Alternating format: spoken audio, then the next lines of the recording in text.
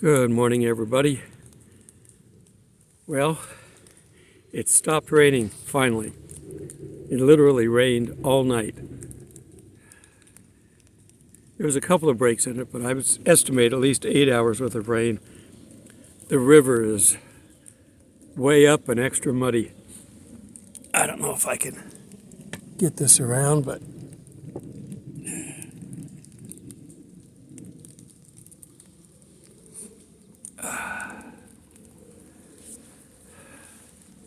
get this. It's at the top of its extension, my little selfie stick here on its tripod, so I can't do this if there's wind. And I'm back to my swing, which I love to be on. I haven't decided where I'm going next. There's one park I haven't been to in a while. I think I may go there. You probably haven't seen it, but if I go there, that'll be something different to film. Okay, as we're looking at the world events take shape, the only way we can predict the rapture is to match things up with the things that we were told would be happening at this time.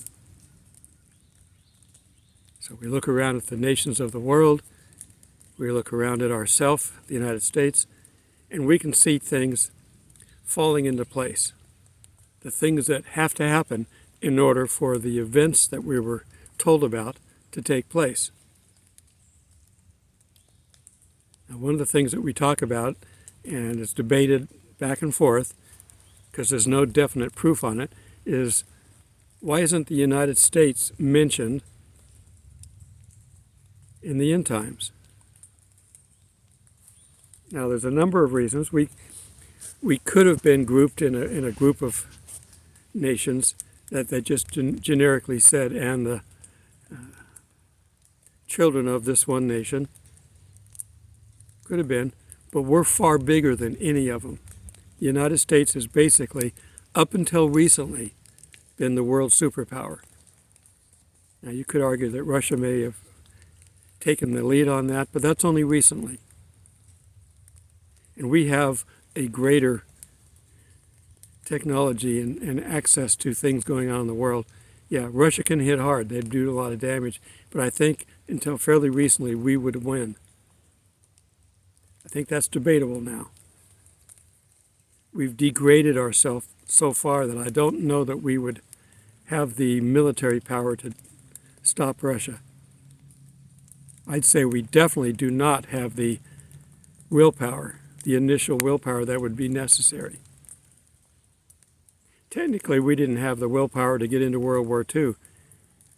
Had the Japanese not attacked Pearl Harbor, we might not have gotten into it. But we needed to stop Hitler. So you see, God can sometimes use bad countries, bad people, or good people with a bad idea to trigger things that need to be taking place. I'm still getting dripped on a little bit because I have a tree above me. I can hear dripping all over the place, but the rain has actually stopped. It's well past us, but it's only recently passed, maybe an hour. So the trees are still wet. I can see water beaded up on the branches over here.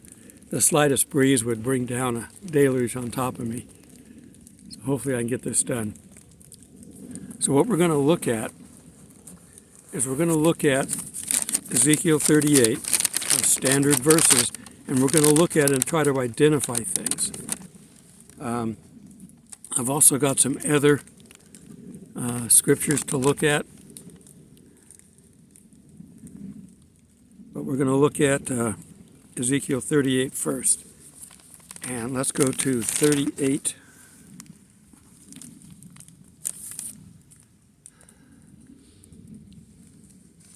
Well, in the beginning of 38, it talks about it. Now the word of the Lord came to me, saying, Son of man, set your face against Gog in the land of Magog, the prince of Rosh, Meshach, and Tubal, the prophecy against him, and say, Thus saith the Lord, Behold, I am against you, O Gog, the prince of Rosh, Meshach, and Tubal. I will turn you around. I will put hooks in your jaws.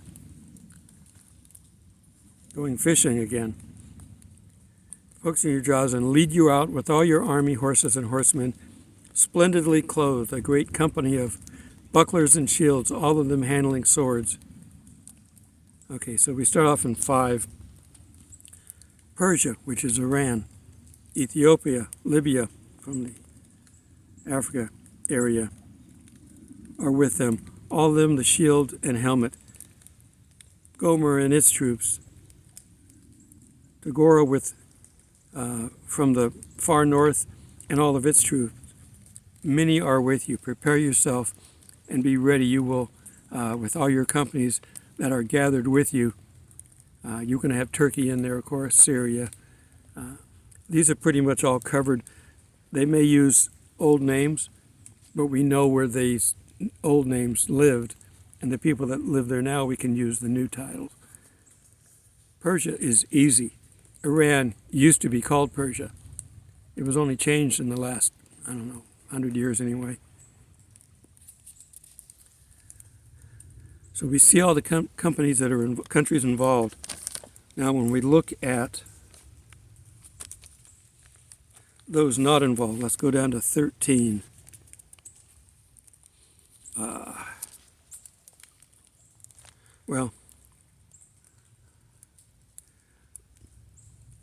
I'm going to go ahead and read from 10 on.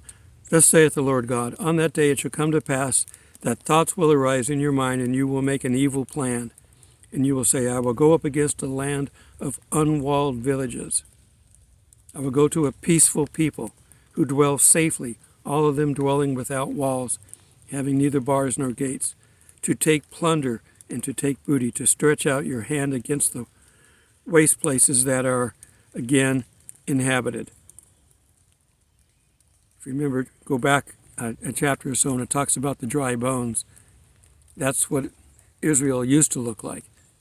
But God has restored them back to their beautiful, luscious country that they are. They import flowers around the world, fruit around the world. And that's all relatively new. You have acquired livestock and goods. You dwell in the midst of the lands. Okay, now we got Sheba, Dedan, the merchants of Tarshish, and all their young lions will say to you, have you come to take plunder? If you want to try to fit, let's see, Saudi Arabia would be Shishish and Dan, and all the countries that have the Abraham Accord basically are the southern ones. The northern ones are the bad guys who've basically taken it into their government doctrine that says we have to destroy Israel. That's their doctrine. So Iran is more than happy to participate. And I'm sure a lot of their military forces, drones and other things, like they're being used now in Ukraine, and the 1.5 million army that Russia's using, it's just going to take a little bit to step over and come into Syria. Russia just posted outside of the northern airport, because we know that 2 Iranian cargo planes just landed there not too long ago. Russia put some anti-aircraft missile batteries there because Israel goes up into there and destroys the airport on occasion and destroys the planes if they can. So Russia just put an air battery in there. Let's see where that takes them. Okay. So when we see the part in here about the young nation that's in 13, and all the young lions will say to you, have you come to take plunder? Have you gathered your army to take booty, to carry away silver and gold, and to take away livestock, gold, and take plunder? And of course, take the natural gas that's off the coast, which is probably the real thing that they're talking about, but they didn't know anything about natural gas back then. I'm still getting dripped on. So for those that argue that the United States is involved, the only way that they can do that is to say that we are part of the young lions of Tarshish.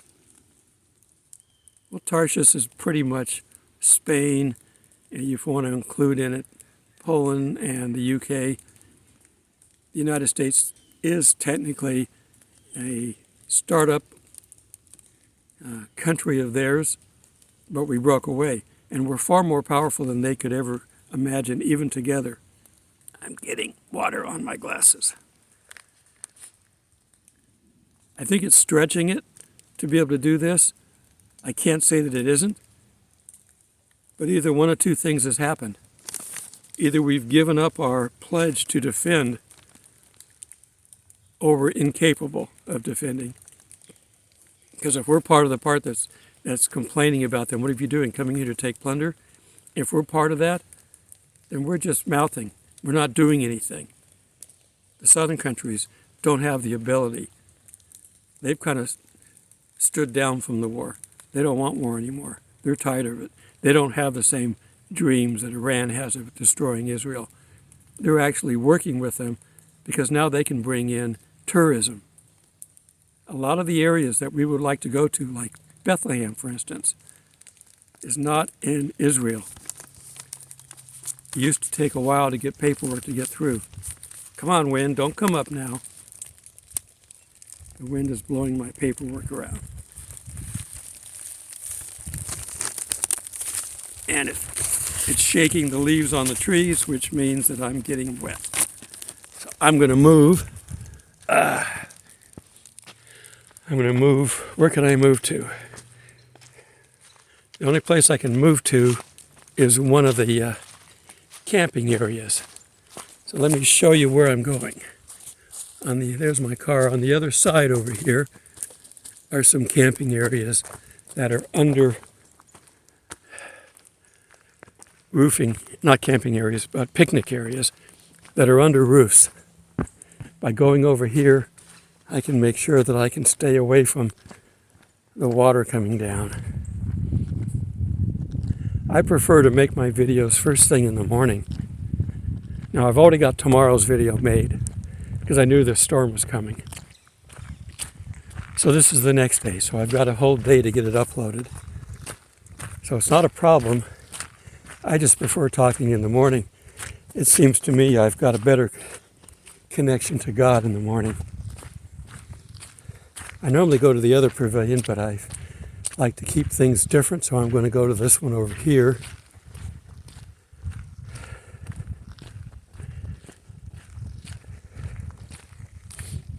But I think it is interesting that the Bible doesn't mention any country, as big as we are, as big of an influence as we've been, a world leader. It doesn't mention anything about us. All the other ones, you can kind of pick out where they are based on their names. But you can't do that with the United States. Okay. Sorry for the being uprooted. Let me lower my... Okay, here we are. I think it's interesting that we're not mentioned.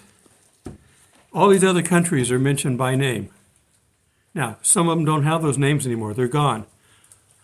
I don't argue about that. But we know where they were. And they're mentioned by name. The United States isn't mentioned by any name. It could be the United States. It could be America. It could be a Western ally across the sea. They could mention all kinds of things that would point to the United States, and we're not mentioned. It's a real stretch to try to pull that young lion stuff out of Tarshish and say that it's the United States. Either way, it's sad, whether we're incapable of doing anything about it or whether we choose not to. It doesn't matter. The result's the same. Now, one of my theories, and it's theories, most of the stuff that I talk about is theories. I've got people that want me to talk about all the events of Revelation, and I don't want to talk about it. After the rapture, we're gone. We don't need to know any of that stuff other than to know, to tell people that there's bad stuff coming. It doesn't matter that they're not linear. It doesn't matter any of the details. It doesn't matter that there's 2 more raptures after that. It doesn't matter. We won't be here. Now, I point to things, but people argue over this all the time. When I get into arguments and I just say, fine, you're right, I'm out of here. Conversation's over. And if they persist, I block them. because I don't want to argue. There's no point in arguing. We're out of here. Okay? Now, I did want to look at some other verses.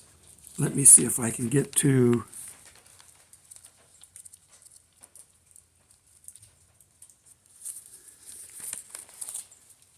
Haggai 2.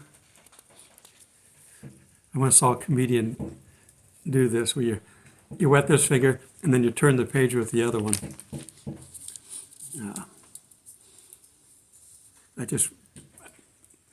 My rabbit trails just wander off and I get all kinds of stuff. So Haggai 2, 6 and 7.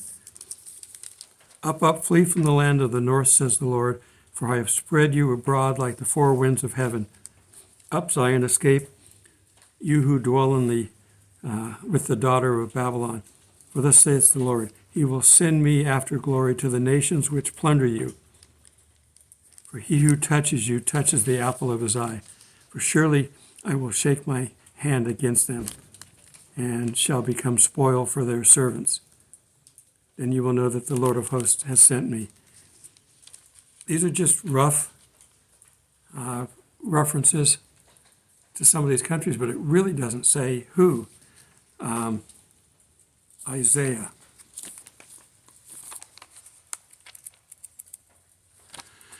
Isaiah 66:18. Come on, wind, stop it.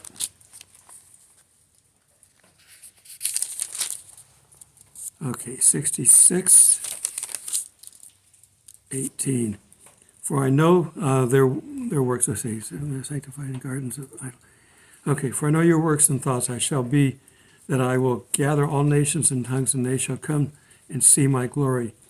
I will set a sign among them, and those among them who escape I will send to the nations, to Tarshish and Paul and Lud, who draw the bow, to Tubal and Javan, to the coastlines afar off, who have not heard my fame nor seen my glory. They shall declare my glory among the Gentiles. Another theoretical reference. But there's really nothing in here. There's one more in Zechariah 12. Let me just go over there. 12, 2-3. Behold, I will make Jerusalem a cup of drunkenness to all the surrounding peoples when they lay siege against Judah and Jerusalem. And it shall happen in the day that I will make Jerusalem a very heavy stone for all peoples. All who would heave it away will surely be cut in pieces. So God is going to deal with these nations. But again, it doesn't really look at America. Okay, so let me give you one scenario of why I don't think America's involved. And it's got nothing to do with our current administration, piece by piece destroying America. They don't want it completely destroyed because they still want a viable country that they can tax and rule over. You're not a ruler if you destroy everybody in the country. So they're trying to keep us intact, yet make us governable from one point of light that's not coming from God. The one big round thing organization that's out there. So anyhow, I'm just looking, I got a car pull in. The population of America, according to the 2021 census, is 332 million, plus or minus some change. 332 million, that's a lot of people. In 2020, they estimated that there were 64%, quote, Christians. And it was 90% back in 1970. So that's a pretty good drop in 50 years. Well, I wonder how much we've dropped lately. We're in the apostasy. We're dropping right and left. According to one of the recent polls, I think they put us below 50%. Well, that still puts it, even if I cut that number in half of 100 million and figured that maybe some of those are in the fringe Christians that really aren't. So let's cut that number in half again. 50 million. people parking and walking over to the trails. If they knew if they parked further up here, they'd walk right to the trail. They come out way over here. All right. But let's say legitimately 50 million good Christians in this country, and that's being conservative. What do you think would happen to this country if 50 million people disappeared? Now, granted, there are those in government and other places that are working for the beast. They're not going anywhere, so the government's probably going to be pretty solid. I'm not saying they're all evil. There are Christians in our government, but they're in a minority. So if you take a minority away, what are you doing? Not really much. But take away 50 million business owners and purchasers of goods and knowledge. We won't be able to respond. We'll be in shock. And that's if that's a very conservative number. If it's 100 million, it's even worse. 50 million would do a major amount of damage. I don't think we're going to be able to do anything. We're the restrainer, and we go before the Antichrist. So therefore, the United States will be gone with us as far as a defense against the Magog War. We're not going to be around for Israel. Israel knows that. Netanyahu pretty much knows that we're gone now. They claim to be for Israel only because there's so many Jews and Christians in this country that would probably start rioting in the streets if they said, we hate Israel and we want to see them destroyed, even though their actions have said that. They've given money to their greatest enemy, Iran. They voted in the UN to cut up Israel. The fighting that they're dealing with a lot with Hamas and the West Bank and all this, the United States has already voted to give that land for peace. It has never worked.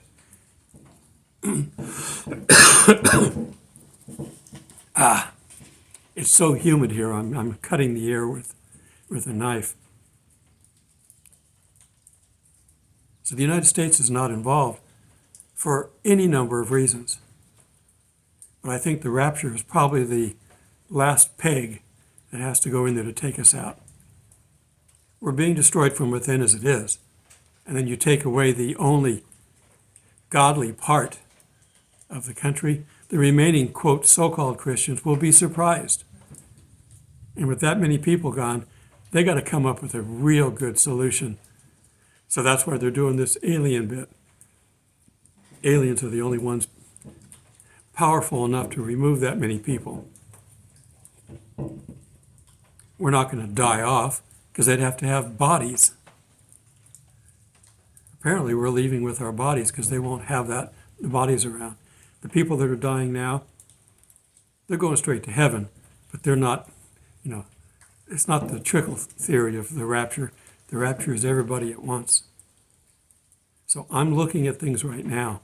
How soon will the Antichrist be able to step in?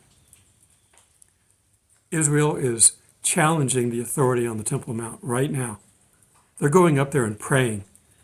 They're not supposed to do that according to the Muslims, who technically, realistically, and legally have no right to it.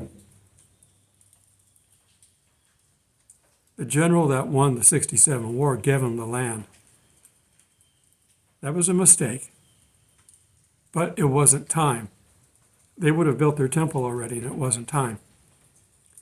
The Antichrist has to get involved and help them to build the temple. So don't blame him too much for it. He was carrying out God's wish. But what they're seeing now is the Jews are absolutely fed up, ready to fight. They are ready to fight. Netanyahu's the one to do it. Ready to fight with anybody who won't let them access the Temple Mount. So they're going to go up there and push and push. And the countries that have been up there going, we're going to go to war with you the minute you do this. They're going to do it. Okay, well, don't cross this line. They're going to step across that line. Well, don't cross this line.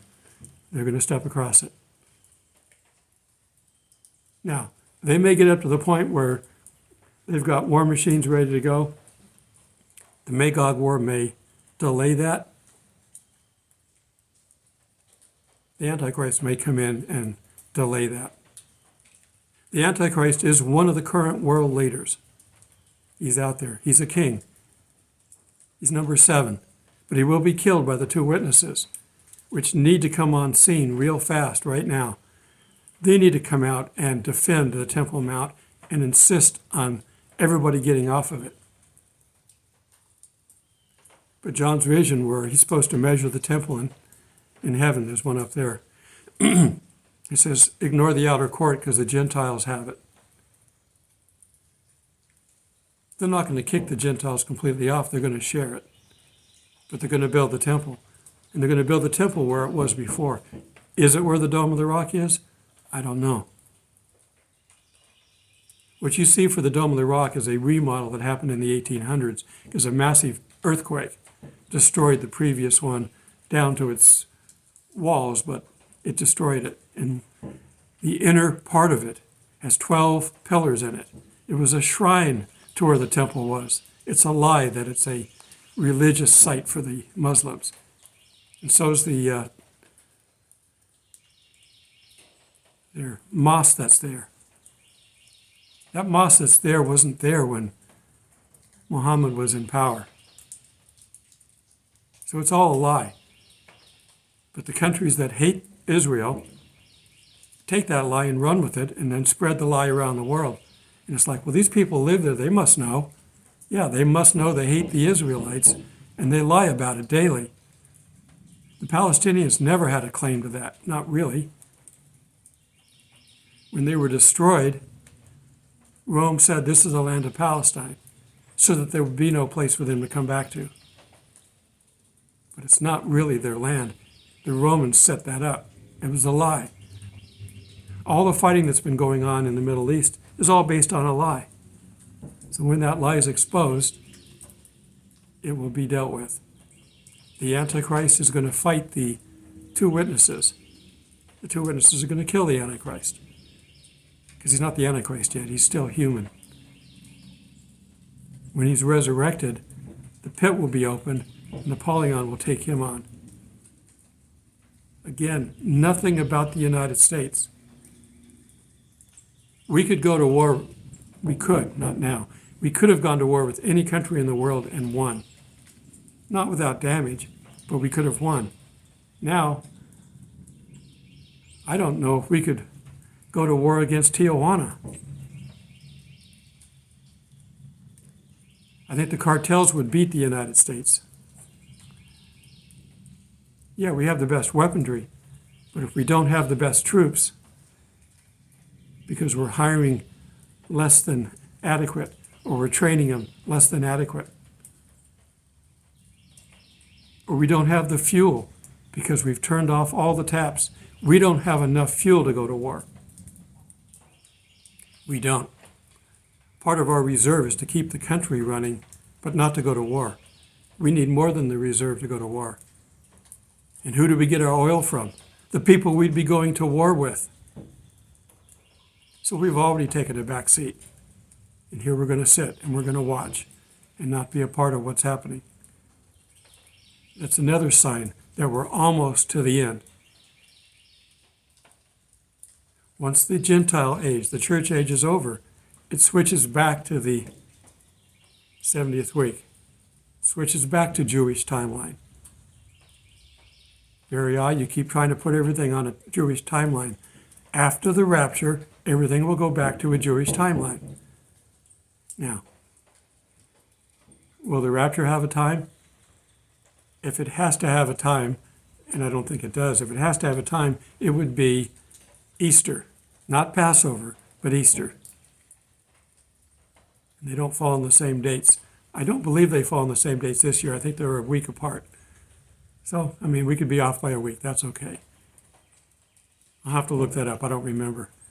Sorry, I've gone down a rabbit hole and I didn't bring a flashlight.